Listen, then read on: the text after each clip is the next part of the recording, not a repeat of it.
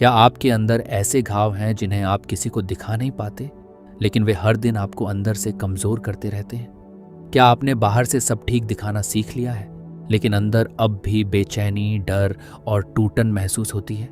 कई बार दर्द चला नहीं जाता, बस दब जाता है और धीरे धीरे हमारी सोच, रिश्तों और पहचान को प्रभावित करता है। सच ये है कि अनदेखा किया हुआ दर्द खुद ठीक नहीं होता, लेकिन जब आप इसे पहचानते हैं तभी हीलिंग की शुरुआत होती है। जय मसीह की प्यारे विश्वासियों, स्वागत है आपका अपना faith book Hindi summary channel पर, जहां हम लेकर आते हैं क्रिश्चियन किताबों की आत्मिक हिंदी समरी। आज हम समरी सुनने वाले हैं healing the soul of a woman by Joyce Meyer, उनके बुक के बारे में। पार्ट 1, ब्रोकननेस पहचानना।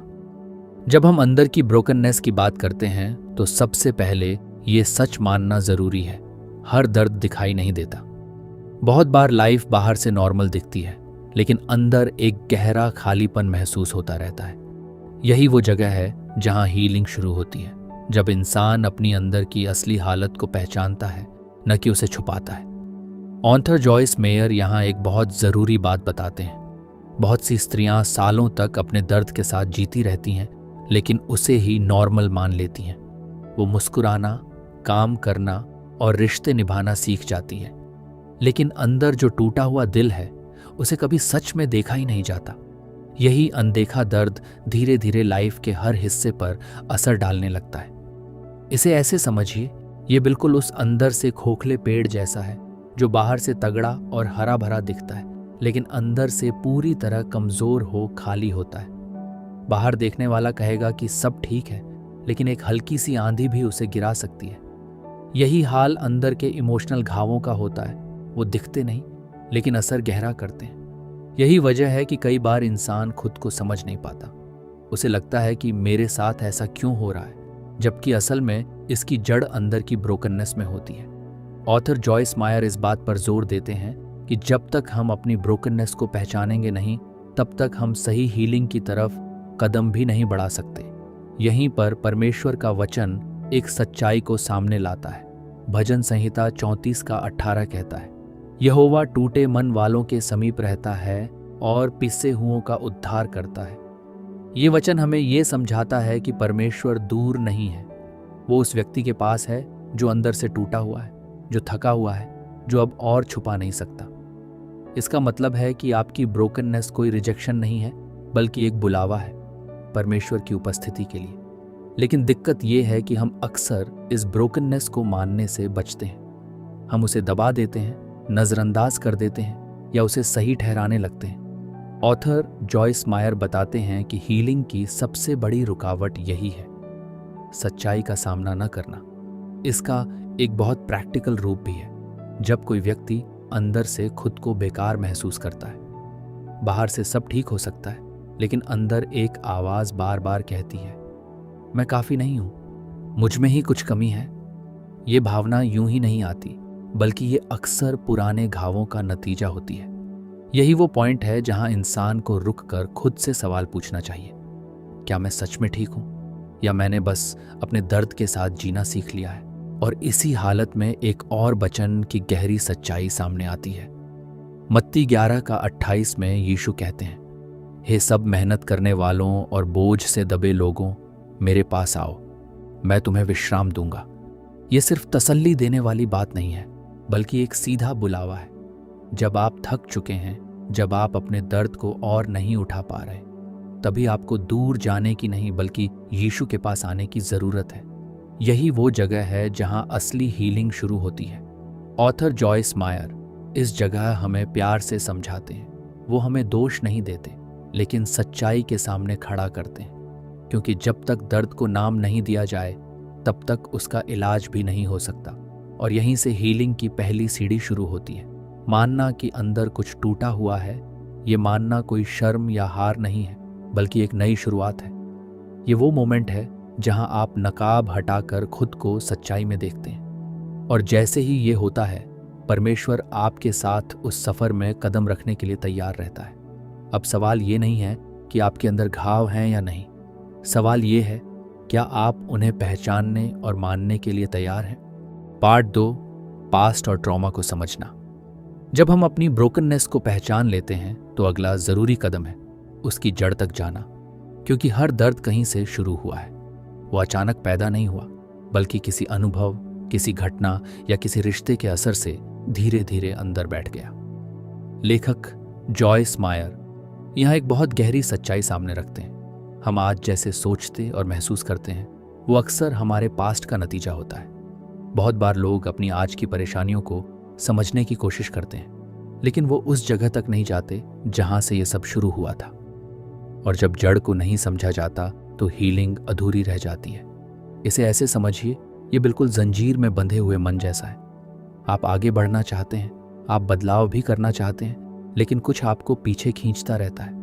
आप खुद से कहते हैं अब मैं अलग तरीके से जीऊंगा, लेकिन फिर वही पुराने तरीके, वही रिएक्शंस, वही फीलिंग्स वापस आ जाती हैं। यही वो जगह है जहां पास्ट चुपचाप आज की जिंदगी को कंट्रोल करता है।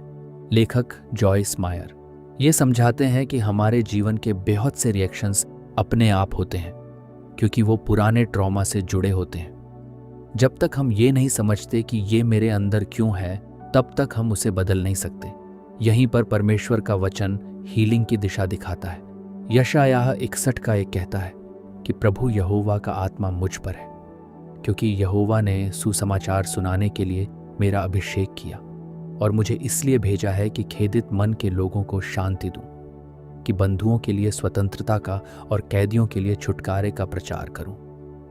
इसका मतलब ये है कि आपका पास्ट चाहे जैसा भी रहा हो, वो परमेश्वर के लिए कोई रुकावट नहीं है, बल्कि वही जगह है जहां वो काम करना चाहता है। लेकिन ध्यान दीजिए, चंगाई तब शुरू होती है जब हम ये मानते हैं कि हमें चंगाई की ज़रूरत है। समस्या ये है कि बहुत बार लोग अपने पास्ट को या तो नज़रअंदाज करते हैं या उसे इतना बड़ा बना देते हैं कि उससे बाहर निकलना नामुमकिन लगता है। लेकिन लेखक जॉयस मायर सही बैलेंस सिखाते हैं। ना तो पास्ट से भागना है और ना ही उसमें फंसे रहना है, बल्कि उसे समझकर परमेश्वर के सामने लाना है।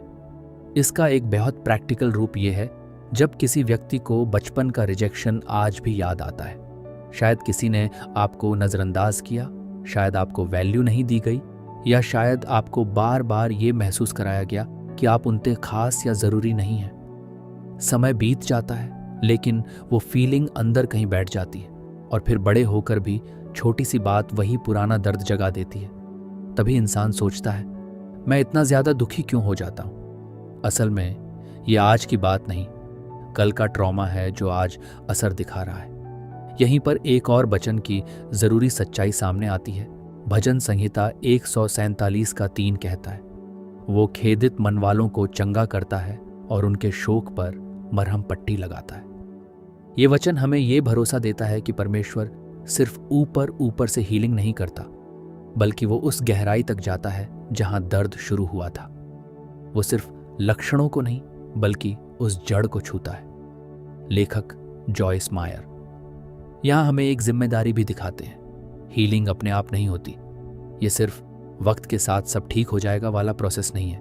आपको खुद अपनी मर्जी से अपने पास्ट को पहचानना होगा, उसे नाम देना होगा और फिर उस ट्रॉमा को परमेश्वर के सामने लाना होगा। यह आसान नहीं होता, क्योंकि पास्ट को देखना कभी कभी बहुत हर्ट और बेचैन कर देता है। लेकिन यही हर्ट और बेचैनी हीलिंग का दरवाजा खोलती है। अब एक जरूरी सवाल आपके सामने आता है, क्या आप अपने पास्ट को ईमानदारी से देखने के लिए तैयार हैं? क्योंकि जब तक आप ये नहीं समझेंगे कि आपके अंदर ये दर्द कहाँ से आया है, तब तक आप उससे सच में आज़ाद नहीं हो सकते। और यही इस सफ़र का अगला कदम है, पास्ट को समझना, ताकि आप उससे बाहर निकल सकें। पार्ट 3, झूठ वर्सेस सच्चाई। जब हम अपने पास्ट को समझ लेते हैं तो अगला स्टेप और भी गहरा होता है। ये पहचानना कि उन अनुभवों ने हमारे अंदर क्या बना दिया है। क्योंकि हर घाव सिर्फ दर्द नहीं देता, वो हमारे अंदर कुछ बिलीफ्स भी बना देता है।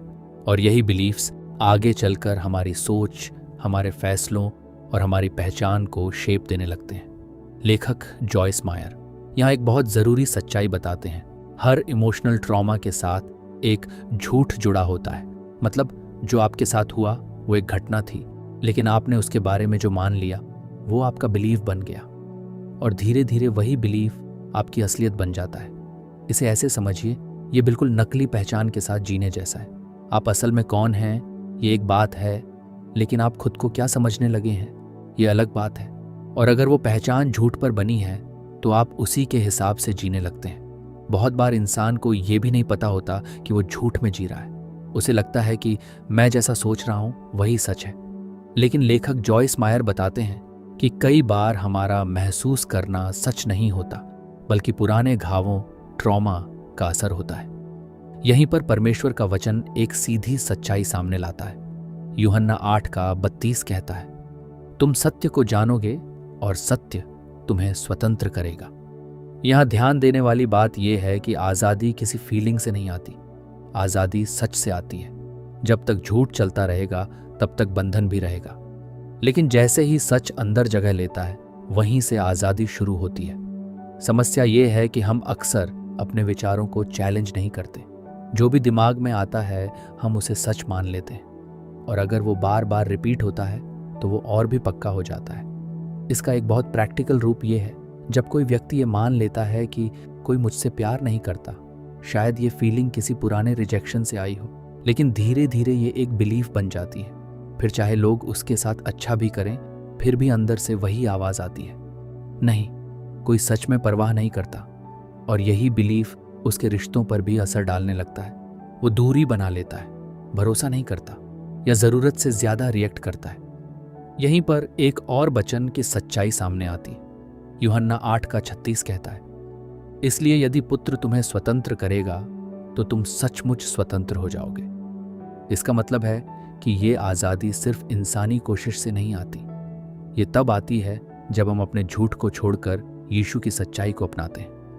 वही हमारी पहचान को सही करता है। लेखक जॉयस मायर यहाँ हमें एक साफ दिशा देते हैं, हर झूठ को पहचानो और उसे परमेश्वर की सच्चाई से बदलो। ये एक प्रोसेस है, ये एक दिन में नहीं होता, लेकिन ये मुमकिन है। अब एक जरूरी सवाल उठता है, क्या आप अपनी हर सोच को सच मान रहे हैं या उसे परख भी रहे हैं? क्योंकि हीलिंग सिर्फ पास्ट को समझने से नहीं आती। हीलिंग तब आती है जब आप झूठ से बाहर निकलकर सच्चाई में चलना शुरू करते हैं। अगर हमारी बुक समरी आपको अच्छी लगती है तो वीडियो को लाइक और चैनल को सब्सक्राइब जरूर करें। स्क्रीन पर दिए गए बारकोड को स्कैन करके आप हमें यूपीआई के जरिए सपोर्ट कर सकते हैं। साथ ही आप हमारे चैनल का मेंबरशिप भी ज्वाइन कर सकते हैं, जहां आपको मिलेंगी बुक्स की प्रीमियम कंटेंट। हमने पहली ऑडियो बुक और दूसरी premium full book summary upload कर दी है। ज्वाइन बटन पर क्लिक करें और अपनी सीखने की यात्रा को बेहतर बनाएं। चलिए अब समरी के अगले हिस्से की तरफ पढ़ते हैं। पार्ट 4, माइंड रिन्यूअल, मन का नया होना। जब झूठ और सच्चाई का फर्क समझ में आने लगता है तो अगला जरूरी कदम है अपने मन को बदलना। क्योंकि सिर्फ ये जान लेना कि क्या गलत है काफी नहीं है। जब तक सोच नहीं बदलती, जीवन भी नहीं बदलता। यही वो जगह है जहां हीलिंग गहराई में उतरती है। लेखक जॉयस मायर यहां एक साफ बात बताते हैं, आपकी जिंदगी आपकी सोच की दिशा में चलती है। अगर अंदर की सोच वही पुरानी, नेगेटिव और झूठ पर टिकी रहेगी तो बाहर का बर्ताव भी वैसा ही रहेगा। इसलिए हीलिंग का असली काम मन के अंदर होता है, जहां पुराने पैटर्न्स को बदलना पड़ता है।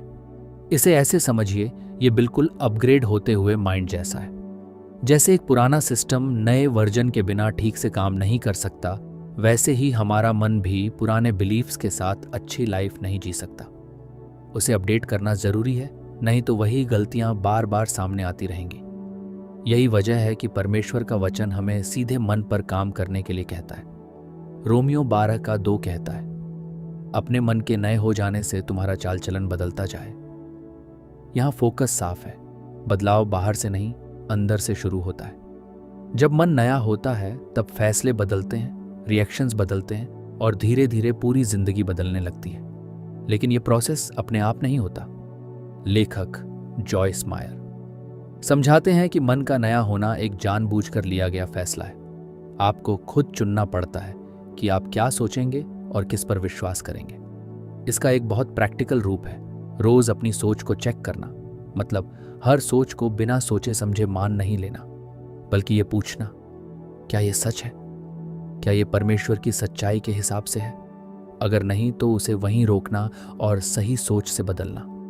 शुरुआत में ये थोड़ा मुश्किल लग सकता है क्योंकि पुरानी आदतें जल्दी नहीं बदलती, लेकिन धीरे धीरे जैसे आप बार बार सही चुनाव करते हैं, आपका मन नए तरीके में ढलने लगता है। यहीं पर एक और वचन की जरूरी दिशा मिलती है। फिलिप्पियों 4:8 हमें सिखाता है कि हमें किन बातों पर मन लगाना चाहिए। जो बातें सत्य हैं, और जो बातें आदरणीय हैं, और जो बातें उचित हैं, और जो बातें पवित्र हैं, और जो बातें सुहावनी हैं, और जो बातें मनभावनी हैं, निदान जो सद्गुण और प्रशंसा की बातें हैं, उन्हीं पर ध्यान लगाया करो। मतलब सिर्फ गलत सोच को हटाना ही नहीं, बल्कि सही सोच को जानबूझकर भरना भी जरूरी है, क्योंकि खाली जगह ज्यादा देर खाली नहीं रहती। या तो सच्चाई आएगी या फिर पुराना तरीका वापस आ जाएगा। लेखक जॉयस मायर यहां एक सही तालमेल बताते हैं। सिर्फ पॉजिटिव सोचने की कोशिश नहीं, बल्कि सच्चाई के हिसाब से सोचने की आदत बनानी है, और यही फर्क असली बदलाव लाता है। अब यहां एक जरूरी सोचने वाली बात आती है। क्या आप अपनी सोच को कंट्रोल कर रहे हैं, या आपकी सोच आपको कंट्रोल कर रही है? क्योंकि हीलिंग तभी आगे बढ़ती है जब मन धीरे धीरे सच्चाई के हिसाब से ढलने लगता है, और यही इस प्रोसेस का अगला कदम है। अपने मन को जानबूझकर नया बनाना, ताकि आपकी जिंदगी भी उसी दिशा में बदल सके। पार्ट 5, जिम्मेदारी और समर्पण। जब मन नया होने लगता है तो अगला कदम और भी प्रैक्टिकल हो जाता है। अब सवाल सिर्फ समझ का नहीं, बल्कि फैसले का है, क्योंकि हीलिंग का एक हिस्सा ऐसा आता है जहां आपको चुनना पड़ता है। क्या मैं सब कुछ खुद ही संभालता रहूंगा, या सच में परमेश्वर पर भरोसा करना सीखूंगा? लेखक जॉयस मायर यहां एक बहुत सीधी लेकिन चुनौतीपूर्ण बात रखते हैं। हीलिंग में आपकी जिम्मेदारी भी है। मतलब आप अपने पास्ट के लिए जिम्मेदार नहीं हो सकते, लेकिन आप अपनी हीलिंग के लिए जिम्मेदार हैं। और इसी जगह पर समर्पण की बात आती है। बहुत बार हम चाहते हैं कि सब कुछ बदल जाए, लेकिन हम कंट्रोल छोड़ना नहीं चाहते। हम चाहते हैं कि दर्द चला जाए, लेकिन हम उसे पकड़े भी रखते हैं। यही अंदर की खींचतान हमें आगे बढ़ने से रोकती है। इसे ऐसे समझिए, ये बिल्कुल पुरानी चाबी से नया ताला खोलने की कोशिश जैसा है। आप बार बार कोशिश कर रहे हैं, मेहनत भी कर रहे हैं, लेकिन वो ताला खुल ही नहीं रहा। क्यों? क्योंकि जो तरीका आप इस्तेमाल कर रहे हैं वो अब काम करने वाला नहीं है। यही बात इमोशनल हीलिंग में भी होती है। पुराने तरीके, जैसे खुद को बचाना, खुद ही सब कंट्रोल करना, या सब कुछ अंदर दबाना, ये सब उस लेवल पर काम नहीं करते जहां परमेश्वर आपको ले जाना चाहता है। यहीं पर परमेश्वर का वचन हमें एक साफ दिशा देता है। पहला पतरस 5:7 कहता है, अपनी सारी चिंता उसी पर डाल दो, क्योंकि उसे तुम्हारा ध्यान है। यहां ध्यान दीजिए, ये एक सलाह नहीं है, ये एक निर्देश है। डाल दो मतलब छोड़ दो, पकड़कर मत रखो। लेकिन असली चैलेंज यही है, छोड़ना आसान नहीं लगता। इसका एक रियल प्रैक्टिकल रूप है। जब कोई व्यक्ति किसी से मदद नहीं लेना चाहता और सब कुछ अकेले हैंडल करता है, उसे लगता है कि मुझे खुद ही करना है, अगर मैंने नहीं संभाला तो कोई नहीं संभालेगा। धीरे धीरे ये आदत बन जाती है, और फिर चाहे अंदर कितना भी स्ट्रेस हो, वो बाहर से मदद स्वीकार नहीं करता। लेकिन यही बर्ताव उसे और ज्यादा थका देता है। लेखक जॉयस मायर यहां समझाते हैं कि यह मजबूती या मैच्योरिटी नहीं है, ये एक छिपा हुआ संघर्ष है, क्योंकि परमेश्वर ने हमें अकेले चलने के लिए नहीं बनाया। यहीं पर वचन की एक और सच्चाई सामने आती है। नीति वचन 3:5-6 कहता है, तू अपनी समझ का सहारा न लेना, वरन संपूर्ण मन से यहोवा पर भरोसा रखना, उसी को स्मरण करके सब काम करना, तब वो तेरे लिए सीधा मार्ग निकालेगा। ये वचन हमें यह सिखाता है कि समर्पण का मतलब है अपनी छोटी सी समझ को छोड़कर परमेश्वर पर भरोसा करना। मतलब हर चीज को खुद सुलझाने की कोशिश बंद करना और यह मान लेना कि परमेश्वर बेहतर जानता है।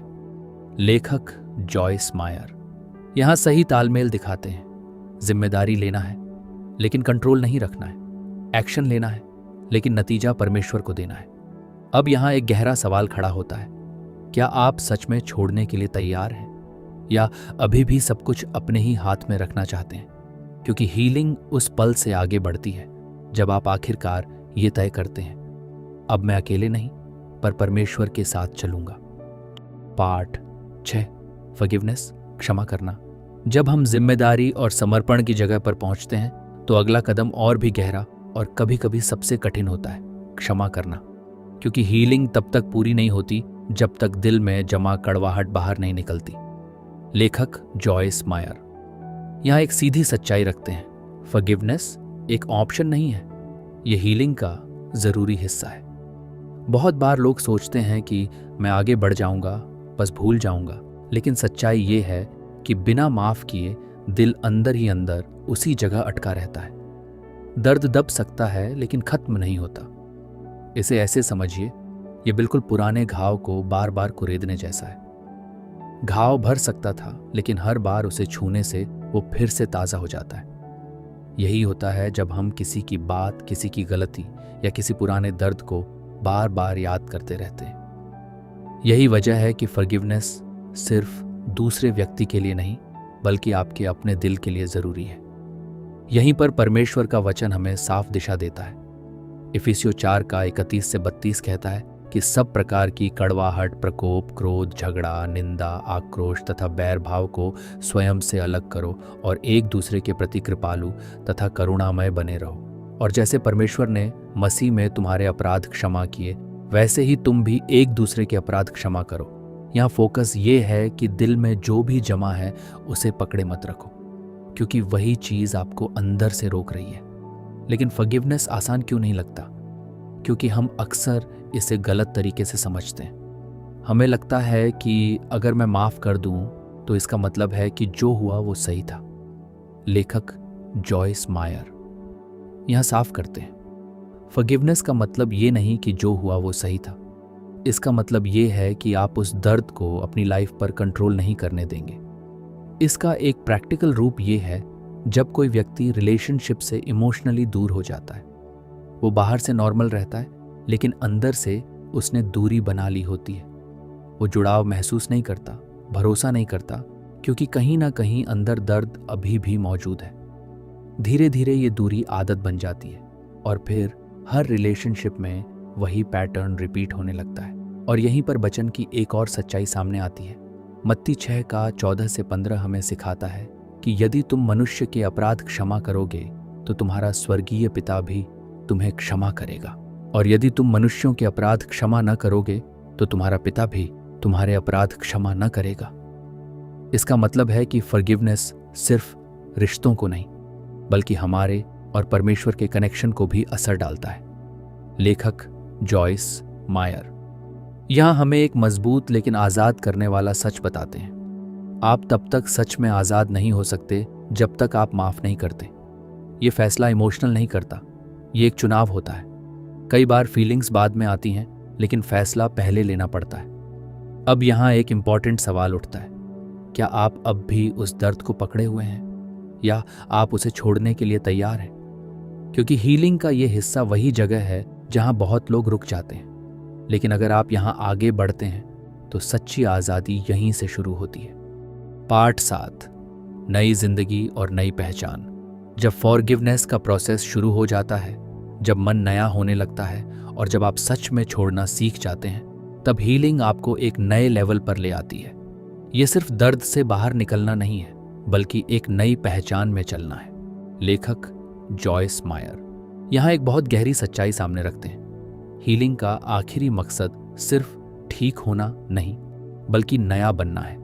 मतलब आप वही पुराने इंसान नहीं रहते जो पास्ट ट्रॉमा, दर्द और डर में बंधा हुआ था। परमेश्वर आपको एक नई पहचान में खड़ा करता है जहां आप पास्ट से नहीं पहचाने जाते बल्कि उसकी सच्चाई से पहचाने जाते हैं। इसे ऐसे समझिए, ये बिल्कुल कैटरपिलर का तितली बनना जैसा है। वो वही जीव है लेकिन उसका रूप, उसकी ताकत, उसका जीने का तरीका पूरी तरह बदल जाता है। पहले वो जमीन तक सिमटा हुआ था लेकिन अब वो उड़ सकता है। यही बदलाव हीलिंग का असली मकसद है, सिर्फ गुजारा करना नहीं बल्कि एक नए लेवल पर जीना। यहीं पर परमेश्वर का वचन इस सच्चाई को पक्का करता है। दूसरा कुरिन्थियों 5 का 17 कहता है, यदि कोई मसीह में है तो वो नई सृष्टि है, पुरानी बातें बीत गईं। ये सिर्फ एक बात नहीं है, ये आपकी पहचान है। आप अपना पास्ट नहीं हैं, आप अपनी गलतियां नहीं हैं, आप वो हैं जो परमेश्वर कहता है कि आप हैं। लेकिन यहाँ एक ज़रूरी बात है, इस नई पहचान में चलना एक रोज़ का चुनाव है।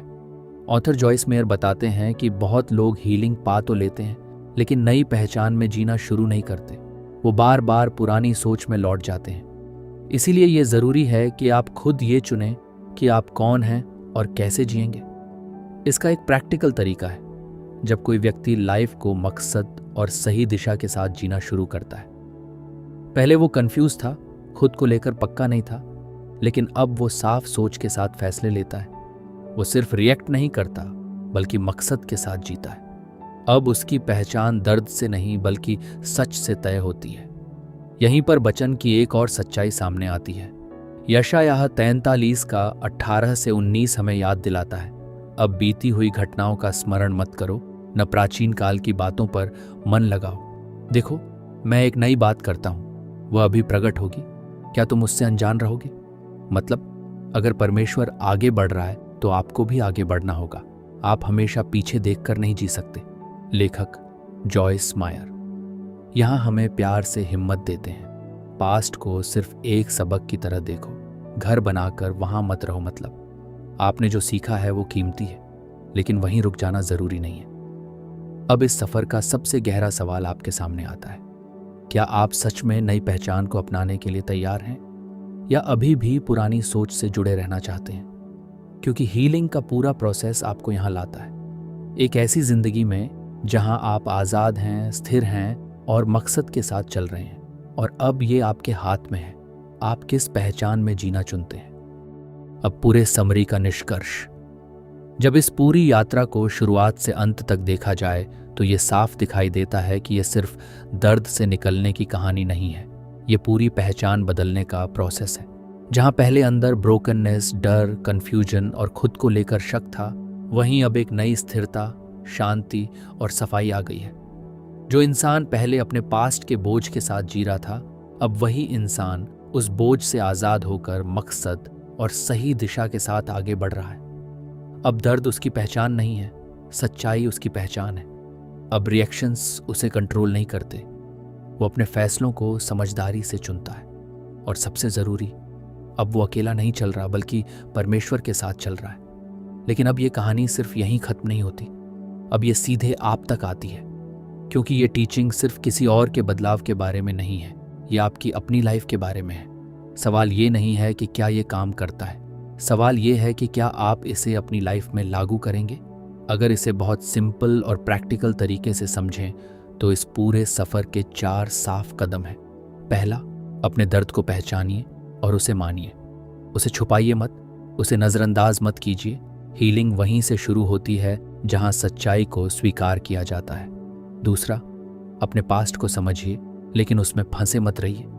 ये जानना ज़रूरी है कि आपके अंदर जो चल रहा है वो कहाँ से आया है, ताकि आप उससे बाहर निकल सकें। तीसरा, हर झूठ को पकड़िए और उसे परमेश्वर की सच्चाई से बदल दीजिए। आपकी सोच आपकी ज़िंदगी को शेप देती है, इसलिए सच को जानना और उसी के हिसाब से सोचना सीखना ज़रूरी है। चौथा, माफ़ करना और छोड़ना सीखिए। जब तक आप पकड़ कर रखेंगे, आप आगे नहीं बढ़ पाएंगे। फॉरगिवनेस ही वो दरवाज़ा है जो आपको अंदर से आज़ाद करता है। अब बात सिर्फ जानकारी की नहीं है, बात फैसले की है। क्या आप आज भी वही पुराना दर्द लेकर जीते रहेंगे, या आज से एक नया कदम उठाकर हीलिंग में चलना शुरू करेंगे? क्योंकि सच यही है, जिस दिन आप सच को अपनाने का फैसला करते हैं, उसी दिन से आपकी पूरी कहानी बदलनी शुरू हो जाती है।